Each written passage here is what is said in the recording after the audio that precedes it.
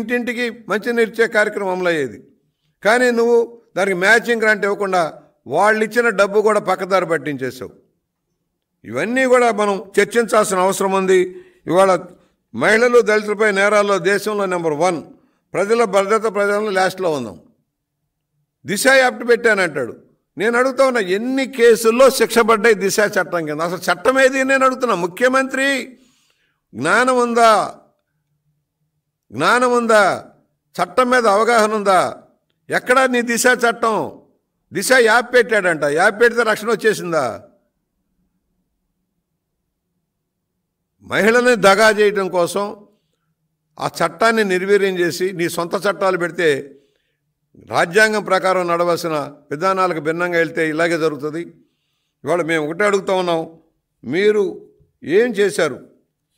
పాఠశాలల్ని నాడు నేడు అని చెప్పి మీరు 16,000 కోట్ల రూపాయల బడ్జెట్ అని చెప్పి కేవలం 7,000 కోట్ల రూపాయలు మాత్రం ఖర్చు పెట్టి దోపిడీ చేశారు. రంగులు వేసి హడావుడి చేసి. అలాగే ఆసుపత్రుల్ని మార్చుతామన్నావు. 17 మెడికల్ కాలేజ్ ఆల్రెడీ ఓపెన్ చేసినట్టుగా పబ్లిసిటీ స్టంట్ చేస్తూ ఉన్నావు.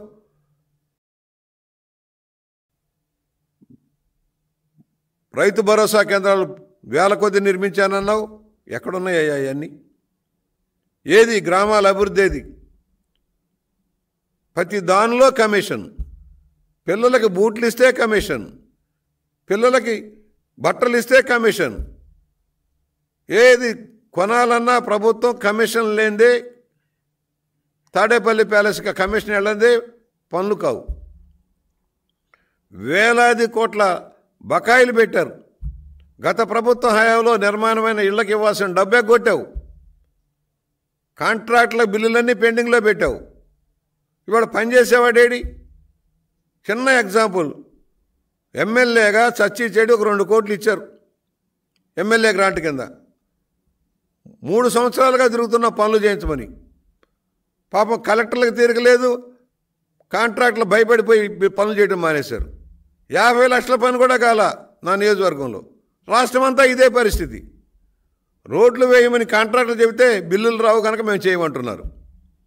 ఇంత అధ్వాన పరిస్థితి, జీతాలు ఇవ్వలేని పరిస్థితి. 10,63,000 కోట్ల రూపాయలు ఇవాళ అప్పులు తెచ్చి పప్పు బెల్లాలు పంచానంటావు. రేపు భారం, పెనుభారం పడిపోతుంది. ప్రతి హెడ్ మీద 2 లక్షల రూపాయల భారం ఉంది రాష్ట్ర ప్రజల మీద. 2,05,000 ప్రతి ఒక్కరి తల మీద అప్పుల భారం ఉంది. నువ్వే మానవాళ్ళని అభివృద్ధి చేశానంటావు. ఏం చేశావని? ఇవాళ ఇక్కడున్న పెట్టుబడులన్నీ ఇతర రాష్ట్రాలకు తరలిపోయినాయి. వచ్చిన ఉద్యోగాలన్నీ ఇతర రాష్ట్రాలకు వెళ్ళిపోయినాయి. పరిశ్రమలు లేక, ఉపాధి లేక. ఏది కొన్నా కమిషన్ పెడుతున్నావు. మద్యపాన నిషేధంలో గత ప్రభుత్వ హయాంలో కేవలం 7,000 కోట్ల రూపాయల ఆదాయం ఉండేది సాలీన ఎక్సైజ్ ఆదాయం. ఇవాళ అది 18 లక్షలకు పెంచావు.